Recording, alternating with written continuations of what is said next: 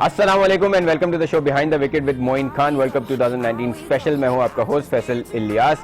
बांग्लादेश और अफगानिस्तान के दरमियान आज वर्ल्ड कप 2019 का 31वां मैच खेला गया, जिसमें 62 रन से शिकस्त हासिल की बांग्लादेश की टीम ने और अब पॉइंट्स टेबल पे 7 मैचेस के बाद 7 पॉइंट्स हैं, 5वीं पोजीशन पे है। So one of the teams which is again knocking the door of the 4th spot, और उस 4th स्पॉट के लिए 3 टीमें लड़ रही हैं। तीनों एशियन टीम्स हैं, पाकिस्तान, बांग्लादेश और श्रीलंका। देखना होगा कि कौन सी टीम चौथे नंबर पर जाती है। और अभी इंग्लैंड है उस 8 पॉइंट्स के साथ, लेकिन इंग्लैंड ने 3 बड़े मैचेस खेलने हैं इंडिया, ऑस्ट्रेलिया और न्यूजीलैंड के दरमियान। सो ये एक चांस दिख रहा है अगली 5, 6 और 7 की पोजीशन की टीमों को। आज के मैच पे पूरा तज्जिया करेंगे। और शकीब उल हसन आज भी आउटस्टैंडिंग प्लेयर रहे, 5 विकेटें ली और 50 रन भी स्कोर किए। तो डिटेल में बात करेंगे इस मैच में। हमारे साथ है पाकिस्तान के साबिक कप्तान, टेस्ट क्रिकेटर मोइन खान साहब। मोइन भाई, शुक्रिया for being on the show. और उनके साथ हैं senior sports analyst Sohaib Alvi साहब। सर, बहुत शुक्रिया आपका शो पे होने के लिए। मोइन खान साहब से स्टार्ट करेंगे। पहले हम अगर बांग्लादेश की बैटिंग की बात करें, अगेन ऐसा लगा कि अच्छा रिस्ट्रिक्ट किया। 225 इंडिया ने किए थे, 262 श्रीलंका ने किए। लेकिन जो हमेशा हम देखते हैं अफगानिस्तान की टीम के साथ के चेस करते हुए, हालांकि अच्छा स्टार्ट मिला लेकिन फॉल्टर किया। फिर अगेन आई थिंक थोड़ी सी मेच्योरिटी फिर नजर आई है। वही एक्सपीरियंस और इनएक्सपीरियंस का फर्क यहाँ पे वाजे नजर आया। आपने टॉस जीता, आपने बॉलिंग ऑप्ट कर ली। आई थिंक यहाँ पे चांस लेना चाहिए था, क्योंकि आप 2-3 दफा चेस करते हुए इस टूर्नामेंट में हार चुके हैं ऑलरेडी। यहाँ पे एक फर्स्ट बैटिंग करके अपने बैट्समैनों को खुला चांस देते इन एब्सेंस ऑफ शहजाद, जो कि आपके पास एक कहना चाहिए कि एक ऐसा प्लेयर था while chasing. He is very very important player for Afghanistan. वो टीम में नहीं थे। अगर आपके पास थोड़े स्टेबल बैट्समैन आप समझते थे तो आपको चांस लेना चाहिए था। पहले बैटिंग करके एक पूरा मौका दे देते अपने बैट्समैन को कि अच्छा स्कोर कर ले, और फिर कोशिश करते आप रिस्ट्रिक्ट करते, क्योंकि इनकी बॉलिंग सेकंड उसमें बहुत अच्छी बॉलिंग है और फील्डिंग भी उसी हिसाब से इनकी बड़ी अलर्ट रहती है जब भी ये डिफेंड करने गए कोई टोटल। तो आई थिंक एक गलती तो ये हुई है। और उसके अलावा आई थिंक अगेन मैं समझता हूँ कि फिर lack of experience, whereas Bangladesh was in the same form which they are carrying out throughout the tournament, and they really played well. Shakib ने बड़ा ज़बरदस्त परफॉर्म किया अगेन। फिर आखिर में मुसद्दिक ने भी अच्छी बैटिंग की है, थोड़ा थोड़ा कंट्रीब्यूट किया है सबने। मुशफिक एक दफ़ा फिर फॉर्म में नजर आए, फुल कैरी कर रहे हैं। और थ्रू आउट ये दोनों सीनियर प्लेयर्स जो हैं ये अपनी बैटिंग को लेके चल रहे हैं, which is very good I think. और फिर अल्टीमेटली बॉलिंग में फिर शाकिब की आउटस्टैंडिंग बॉलिंग हमने देखी, 5 विकेट्स लिए उन्होंने। सो कंपैरेटिवली मैं समझता हूँ कि दोनों टीमों में कोई ऐसा कंपैरिजन नहीं जो हम करें। It was obvious, I think. Kind of one side. Sohaib साहब, what a World Cup this all-rounder is having. World Cup शुरू होने से पहले ये questions थे कि he has to prove that he is the number 1 all-round in the world. He has actually proved it. बिल्कुल। मुझे बल्कि मोइन को 1999 के वर्ल्ड कप में जो क्लूजनर ने रोल प्ले किया था, I think Moin will agree, हर मैच में विकेट्स ले रहा था, रन्स कर रहा था, and he was named as the player of the tournament in that. Shakib ने भी वही किया। And you made a very good point कि आप ओवर द इयर्स कर रहे होते हैं तो कोई कहता है यार वो उस कंडीशन में कर दिया, उस टीम के खिलाफ नहीं किया। यहाँ तो आपने टॉप टीम्स के खिलाफ, वो हर मैच में हर टॉप टीम के खिलाफ कुछ ना कुछ अकम्प्लिश कर रहा है। Very true. तो I think he should be man of the series. अभी तक लग रहा है, चाहे बांग्लादेश सेमीफाइनल में पहुंचे ना पहुंचे। आज मैं भी यही देख रहा था सुबह जब टॉस हुआ इन लोगों का, आई वाज सरप्राइज। इसने मेरे ख्याल में वही गलती की जो सरफराज ने की थी against Australia and India. He also looked upstairs and said कि यार क्लाउड कवर है तो बॉल मूव करेगी तो हम पहले बॉलिंग करेंगे। और वही हुआ कि वो पिच जो थी वो ऐसी कंडीशंस भी नहीं रही। अच्छा, पिच जरा सी स्लो थी जैसे इंडिया और अफगानिस्तान के खिलाफ थी, एक्सेप्ट कि इन्होंने इतना ड्रामा नहीं किया जितना इंडियंस ने किया था, लेकिन बॉल फंस के आ रही थी। ये तो लग रहा था कि वही ग्राउंड था। 2 रोज बाद मोर और लेस वही पिच थी या बराबर की पिच होगी। तो I think Afghanistan made technical errors. और बाकी आई थिंक सही बात है कि अगर शहजाद होता, आप चेस करने का सोचते, आपके पास ऐसे प्लेयर्स ही नहीं है कि आप चेस करें। मुझे आपको लगता है कि अफगानिस्तान ऑलमोस्ट उनका कैंपेन खत्म हुआ, उतना इंप्रेस नहीं कर पाए जितना उम्मीद की जा रही थी। Even players like Rashid Nabi impressed a bit, लेकिन राशिद से भी उतनी परफॉर्मेंसेस नहीं है। डू यू थिंक थोड़ा सा डिसअपॉइंटिंग टूर रहा? आई थिंक ये ओनली उम्मीद जो उन्होंने क्रिएट की थी, आई थिंक वो अगेंस्ट इंडिया थी, श्रीलंका। इंडिया के अगेंस्ट इतना क्लोज। अगर आपको याद हो प्रैक्टिस मैच में पाकिस्तान को सॉरी वार्म अप मैचेस की बात, but the game against India was much closer then Sri Lanka. एक वो होप क्रिएट की थी उन्होंने इस टूर्नामेंट में। अच्छा, इट वाज, उनके खिलाफ भी अच्छा खेले थे, नो डाउट। बट लेकिन वो आप सही कह पाकिस्तान को रहे हो। हराना, हाँ, पाकिस्तान को इतनी बड़ी साइड को हराना, इसीलिए मोइन भाई जी उम्मीद हाँ। थोड़ी और क्रिएट हुई थी हुई कि थी, हाँ। लेकिन जब वर्ल्ड कप के एग्जैक्ट मैचेस शुरू हो उसके बाद कहीं भी नजर ही नहीं, बहुत ही सर अभी नजर मैच होना आया। बाकी है वैसे अफगानिस्तान का पाकिस्तान के साथ, हाँ, ये हाँ, ना हो बिल्कुल। कि जाते जाते जो है धूप दे के चले जाए। You never know. बात यह है कि बट अगर देखा जाए ओवरऑल जो फॉर्म इस वक्त चल रही है, तो मेरा नहीं ख्याल है कि पाकिस्तान हार जाएगा वो अफगानिस्तान से, अनटिल क्योंकि बहुत ही एक्स्ट्राऑर्डिनरी कोई परफॉर्मेंस देते अफगानिस्तान की तरफ से। Otherwise Pakistan is in better कहना चाहिए कॉम्बिनेशन। कॉन्फिडेंस लेवल यकीनन पिछले मैच की वजह से हाई हुआ, ऑल दो कि फील्डिंग थोड़ी स्लॉपी रही है जरूर, लेकिन पाकिस्तान के पास भी कोई चांस नहीं है, यू नो।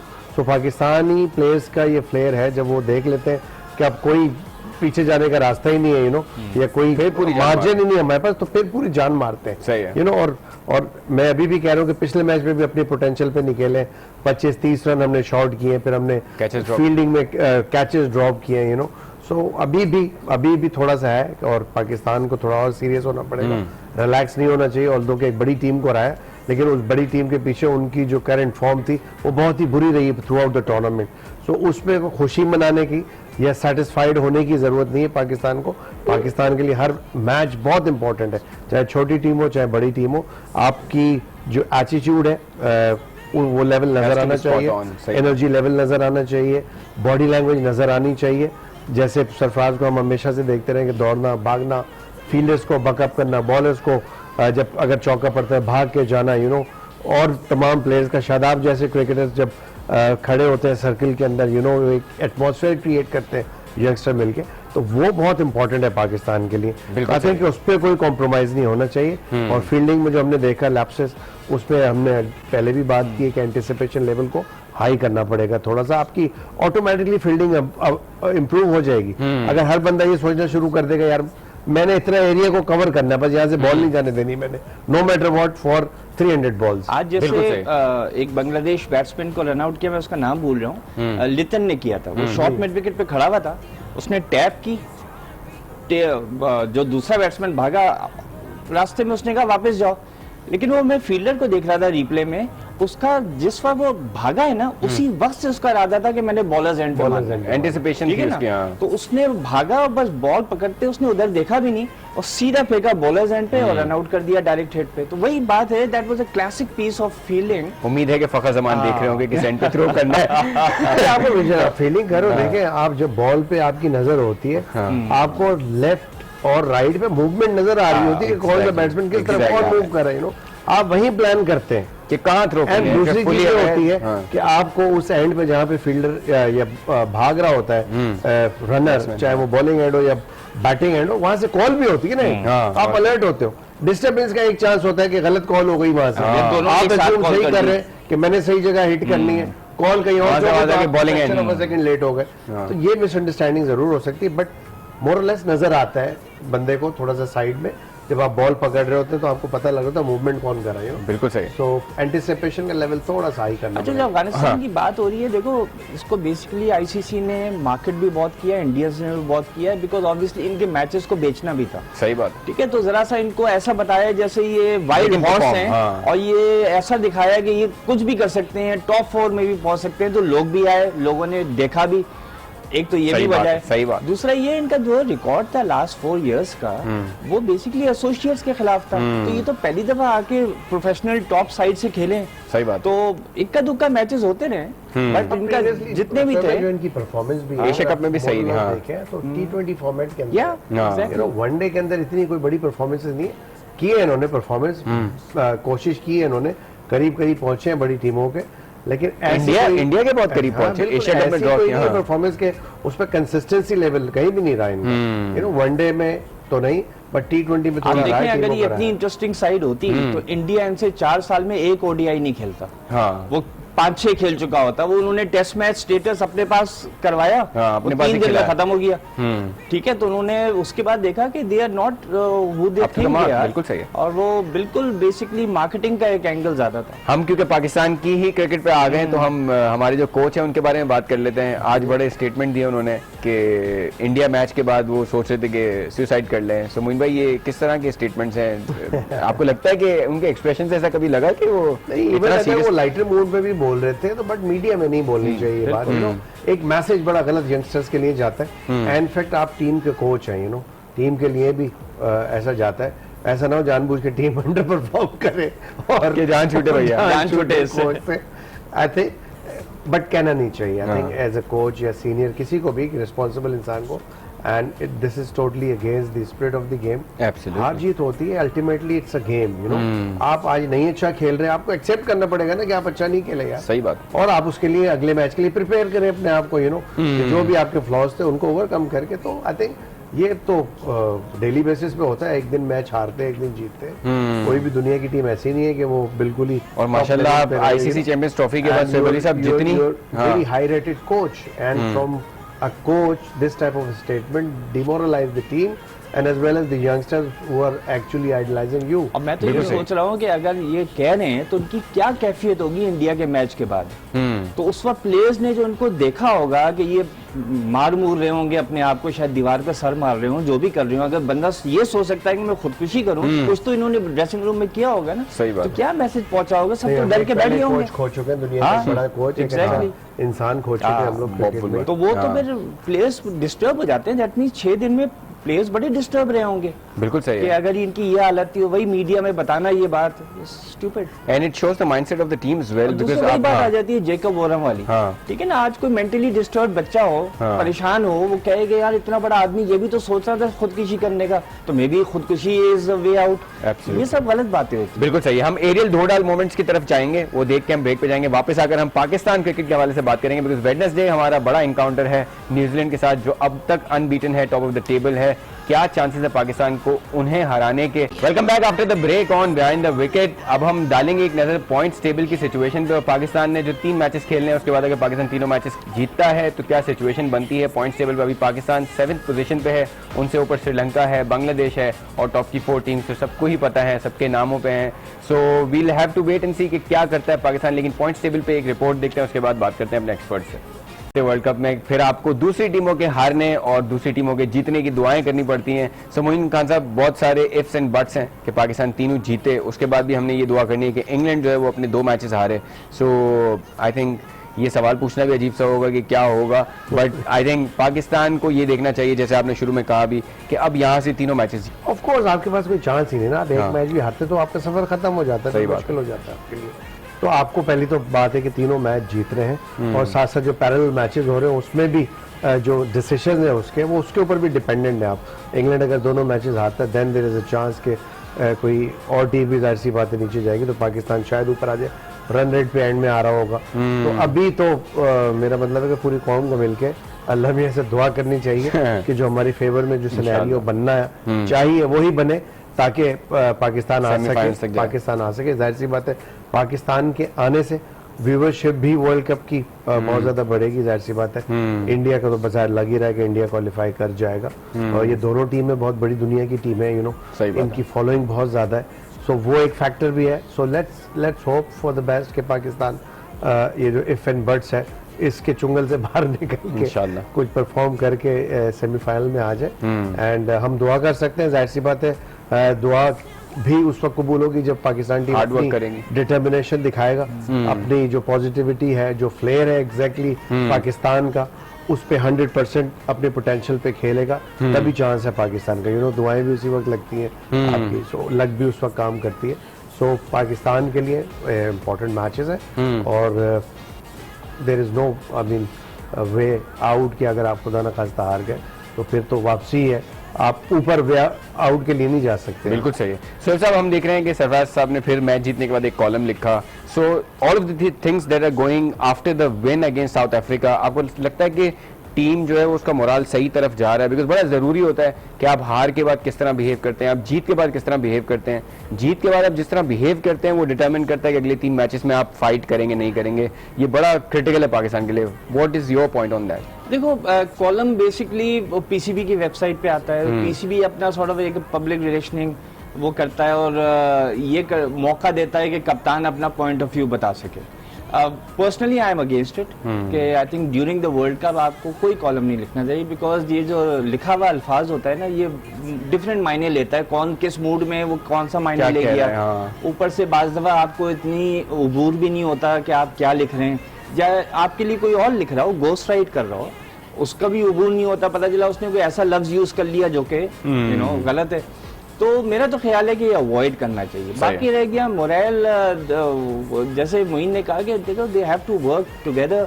अब ये है कि अगर कोई तिश्नगी है, वैसे तो वो कह रहे हैं कि जी जैसे जीत के बाद कहा भी कि जी अब कहाँ हैं वो लोग जो कहते थे ग्रुपिंग्स हैं, ये भी बात गलत है। देखो हमें भी पता है कि कोई खुल के आके नहीं लड़ता है दंगल, सही बात, बॉडी लैंग्वेज से पता चल जाता है। दूसरा ये है कि किसी प्लेयर की मजाल नहीं है कि जब विजुअल हो रहा हो, 18 कैमरे लगे हो, तो आप कोई अपना डिस्प्ले करें जिससे पता चले कि ग्रुपिंग है। वो तो सब एक्टिंग भी करते हैं, एक दूसरे को पकड़ते पकड़ते भी हैं, जो भी है ऐसे ही, और एंजॉय करते हैं, ये करते हैं, विकेट गिर गई या कुछ।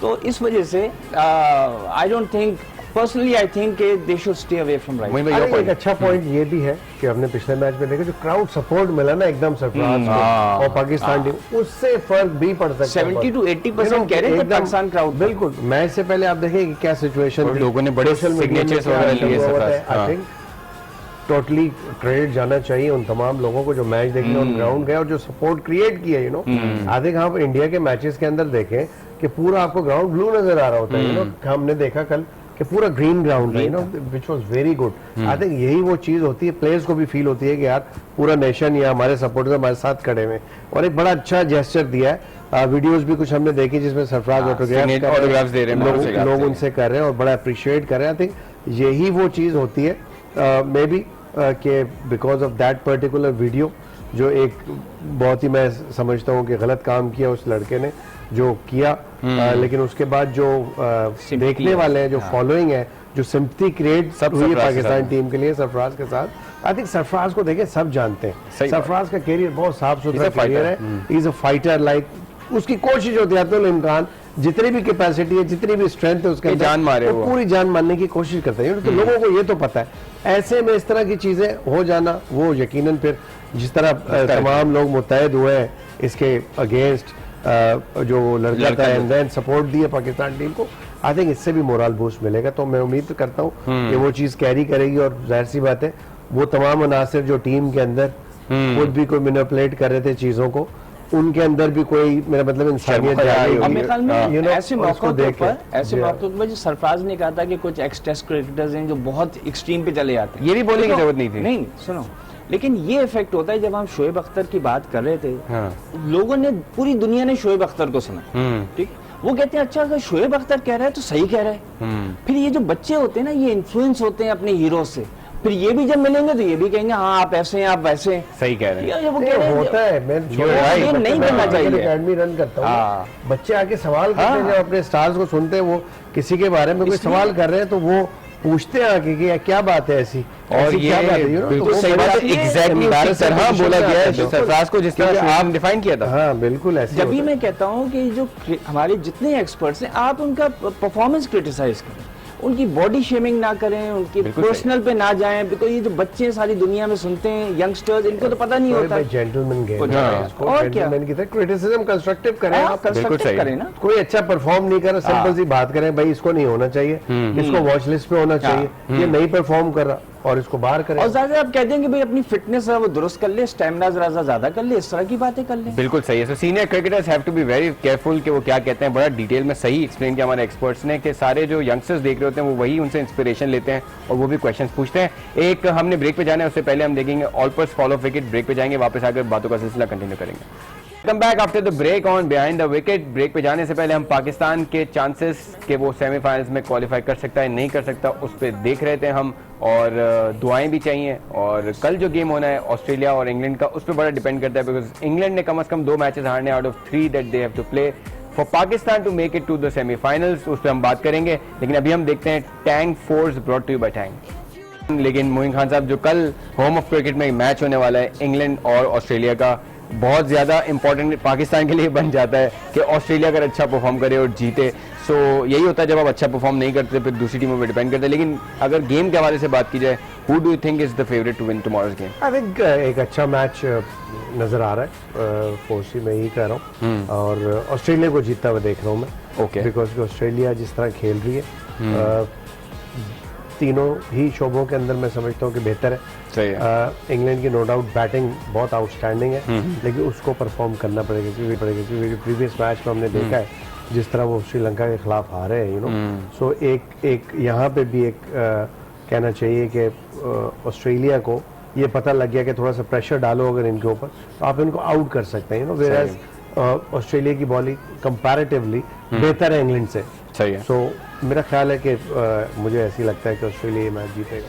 सो आपको लगता है कि Australia has found the perfect 11 because उनके हम देखते हैं मिचेल स्टार्क कंफर्म्ड हैं, होते हैं, मेन बॉलर इनके कमिंस मेन बॉलर हैं, और उसके बाद हम देख रहे हैं कि उसके बाद के बॉलर स्टॉइनिस वगैरह थोड़ा स्ट्रगल करते हैं। सो डू यू थिंक कि they found the final 11? Good question. इस पर प्रॉब्लम उनकी यही हो रही है कि उनका फिफ्थ बॉलर कौन है, बिकॉज ये लोग बहुत हार्ड हिटर्स हैं। को खिलाते हैं नहीं खिलाते, यही बात है ना कि मैक्सवेल जाम्पा को अगर खिलाते हैं लॉर्ड्स में, और लॉर्ड्स में याद रहे यासिर शाह ने 10 विकेट, नॉर्मली पिच हेल्प करती है। अच्छा, traditionally Australians have always done very good at Lord's against England, और इंग्लैंड पाकिस्तान से भी हारा है लॉर्ड्स में काफी दफा, और ऑस्ट्रेलिया से भी हारा है। तो there is something about Lord's जिसमें जरा इंग्लैंड जिंक्स्ड है, और 1979 का फाइनल खेला था लॉर्ड्स में, वो भी हार गए। और तो ये भी दूसरे तरह के चोकर्स हैं, इन्होंने वर्ल्ड कप में फाइनल्स में पहुंचे हैं, सेमीफाइनल में पहुंचे हैं, जीते नहीं। सही है। तो हो सकता है कि जो श्रीलंका से डिफीट हुई है इससे जरा शेकअप हो गए। रॉय इंजर्ड है, विंस चल नहीं रहा है टॉप पे, मोइन अली की बैटिंग क्वेश्चनेबल ये है कि मोइन अली को शायद ये ओपन करा दें, ताकि ये है कि विंस फॉर्म में नहीं है तो मोइन अली से ओपन करा के नीचे एक एक्स्ट्रा बैट्समैन ले आए या बॉलर ले आए। सही है। सिर्फ ये it will be a battle between England's batsman and Australia's bowlers, क्योंकि Australian bowlers have to rise to the occasion, otherwise उनकी बॉलिंग बहुत वीक है। बैटिंग को फिर भी संभाल लेंगे, ऑस्ट्रेलिया की बॉलिंग वीक है। ये देखना होगा कि कितने बॉलर्स एक्सपीरियंस्ड हैं एट लॉर्ड्स, बिकॉज इंग्लैंड के जितने बॉलर्स हैं वो सब लॉर्ड्स पे खेले हुए हैं कई सालों से, तो उनको उस एंगल का पता है, वो स्लोप वाला स्लोप का पता है, पिच से कैसे फायदा उठाते हैं, किस एंड से बॉल ज्यादा मूव होती है। ऑस्ट्रेलिया में सिर्फ कमिंस है जो वहां खेला है और एक स्टार्क खेला है, बाकी जो बॉलर्स हैं they haven't really played on that pitch, they haven't really experienced that slope.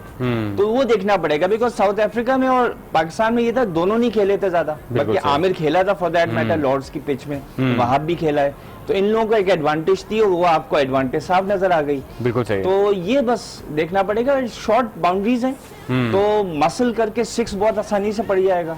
तो आई थिंक ऑस्ट्रेलिया को भी एडवांटेज है, इंग्लैंड को भी है, बिकॉज दोनों तरफ स्पिनर्स हैं। मुझे आपको लगता है कि इंग्लैंड की भी बॉलिंग थोड़ी क्वेश्चनेबल है? हमने देखा है कि जब 300 वाली पिच होती है तो इनको 300 पड़ भी जाते हैं, जब 200-250 वाली पिच होती है तो श्रीलंका के अगेंस्ट वो पड़े उनको वो run. So do you think England also is struggling? बिल्कुल, इसी बात पे मैंने कहा था कि comparatively Australian they are much better bowling side than England.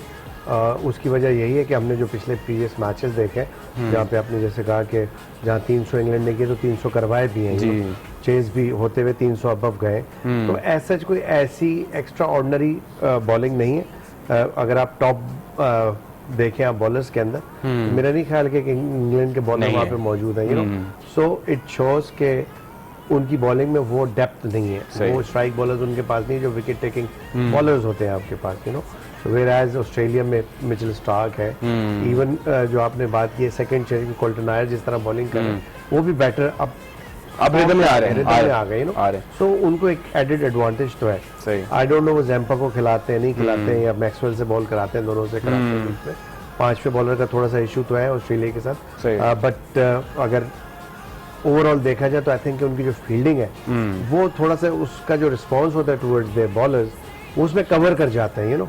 So I think fielding की भी एक वजह है, मैं समझता हूँ कि ऑस्ट्रेलियन एडवांटेज आता है। और यहाँ पे जैसे आप सही कह रहे हैं, अगर वो ड्रॉप कैचेस की लिस्ट देखी जाए तो पाकिस्तान के बाद दूसरा नंबर माशाल्लाह इंग्लैंड का है। और पाकिस्तान तो 35% ऑफ द कैचेस ड्रॉप करता है, इंग्लैंड भी काफी ऐसे ही है। जो शोएब भाई ने बात की वो भी बिल्कुल अपनी जगह ठीक है। तो मेरा ख्याल है कि अगर ओवरऑल देखा जाए कंपैरेटिव दोनों टीमों का, तो बेटर अभी ऑस्ट्रेलिया तक सो फार ऑस्ट्रेलियंस आर बेटर परफॉर्मिंग बिल्कुल सही team in the tournament. Sir आपको लगता है कि इस टूर्नामेंट के सेकंड हाफ में ये बड़ा क्लियर एविडेंट हो गया है कि अब पिचेस की कंडीशन डिफरेंट है, यही, अब हाँ अब जो है फर्स्ट बैट करना ज्यादा सूटेबल लग रहा है, चेस करना मुश्किल हो रहा है, और आपको लगता है अब ये टीमों ने रीड कर लिया होगा और अब हम बहुत ज्यादा देखेंगे कि win the toss bat first होने वाला है। देखो अभी जैसे मैं कह रहा हूँ, कोई भरोसा नहीं है कल ऑस्ट्रेलिया लायंस को भी खिला ले, नेथन लायन को हाँ। Sorry not Lions, Nathan Lyon को भी खिला ले शायद एक्सपीरियंस की वजह से। और जैसे एंड ऑफ जून आ रहा है और बिगिनिंग ऑफ जुलाई होगा,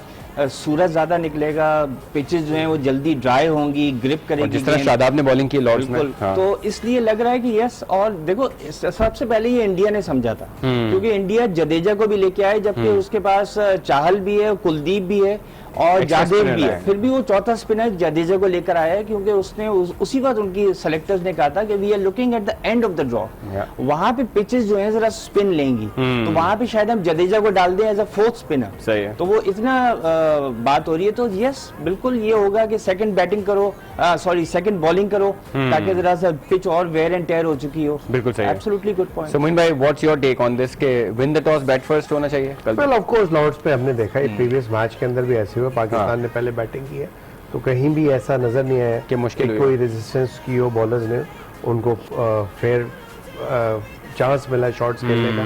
तो आई थिंक जिस तरह की पिच है और ये कोई ऐसी एक्स्ट्राऑर्डिनरी घास वाली पिच नहीं होती जिसमें रूट्स भी मौजूद हो और या बॉलर को हेल्प मिले, बॉलर को ऐसी हेल्प मिले। तो I think Australians are capable कि अगर टॉस जीतते हैं बैटिंग करें, और जो स्ट्रेंथ इस वक्त चल रही है, तो तमाम बैट्समैन फॉर्म में आ चुके हैं इस वक्त, सबने ही रन कर दिए। मैक्सवेल ने भी बॉटम में जाके थोड़े थोड़े रन किए हैं, और टॉप बैट्समैन ने तो रन किए हैं, बड़े अच्छे रन किए हैं, तो एक एडवांटेज हो जाएगा ऑफ कोर्स, और प्रेशर क्रिएट कर सकते हैं इंग्लैंड की उस टीम के ऊपर जो अभी इंजरी अंडर प्रेशर है और अंडर प्रेशर है और इंजरी से गुजर रही है। मोइन खान साहब आपका बहुत बहुत शुक्रिया, सोहेब भाई आपका बहुत शुक्रिया, व्यूअर्स का शुक्रिया अदा करेंगे और उम्मीद करेंगे कल का मैच अच्छा हो, पाकिस्तान के फेवर में हो, मतलब इंग्लैंड हारे और ऑस्ट्रेलिया जीते। मोइन खान साहब ने तो ऑलरेडी ऑस्ट्रेलिया को वोट दे दिया है, सो वी होप के we see a good match tomorrow and we'll see tomorrow as well.